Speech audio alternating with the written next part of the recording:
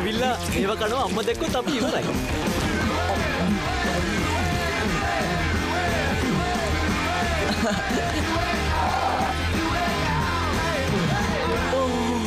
Brain freeze.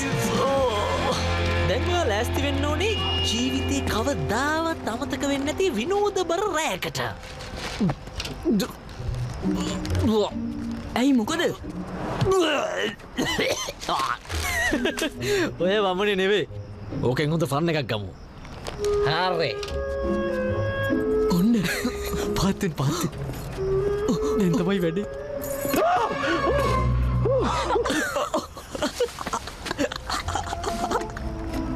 මරු විහිළුව.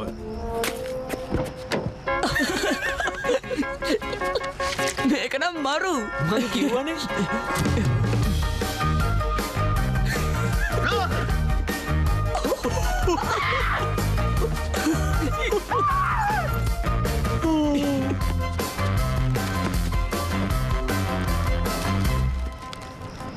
රොඩ්රික් ඔයා දන්නවනේ මං අර ලියුම දාපු කෙල්ල? ඔව් ඉතින්. එයා හිතන්නේ මං ෆ්‍රෙග්ලි කියලා. නෑ. මං කියන්නේ ඒවා එච්චර ගණන් ගන්න එපා. කෙල්ල උපතින්ම හොඳට රඟපානවා නිකන් කැමති නෑ වගේ. ඒකින්ද ඔය වගේ ගැටවලට අහු වෙන්න එපා. පේනවනේ මං අගමැත්තක් නෙවෙයි. ඒත් ඒගොල්ලන්ගේ හැටි මං දන්නවා. අර බලන්න. දැක්කද?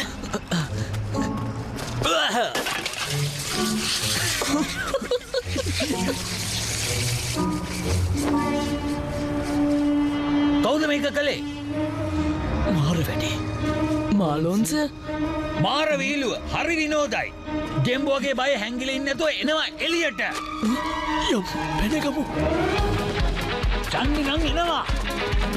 හිතන්න එපා මම මේක ලේසියෙන් අත්තරි කියලා. ඕඩියෝ වගේ බය හැංගිලා පැනලා යන જાතිය මිනිහ නෙමෙයි මම. පණින්න. රොඩ්රික් එනවා. මවුඩට ඇදින්න.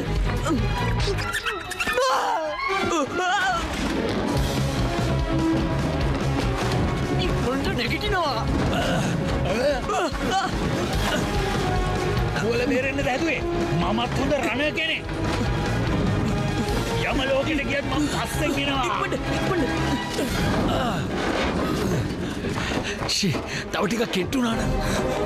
අර ගස්සට රිංග ගමු. මට නම් තව යන්න බෑ.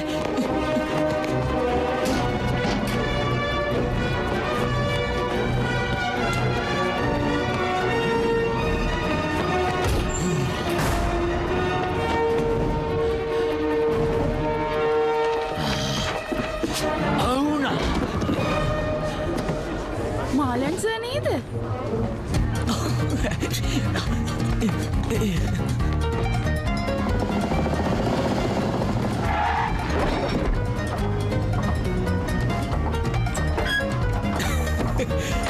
දුවල බේරෙන්නද හැදුවේ මාත් හොඳ රණ කෙනෙක්. ඔහේ ගියත් මගෙන් නම් බේරෙන්න හම්බෙන්නේ.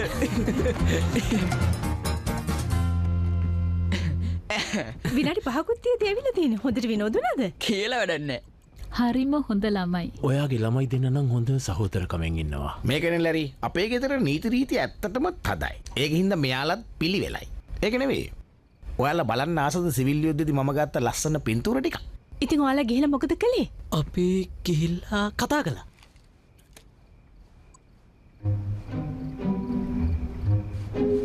ඒකත් එහෙමද?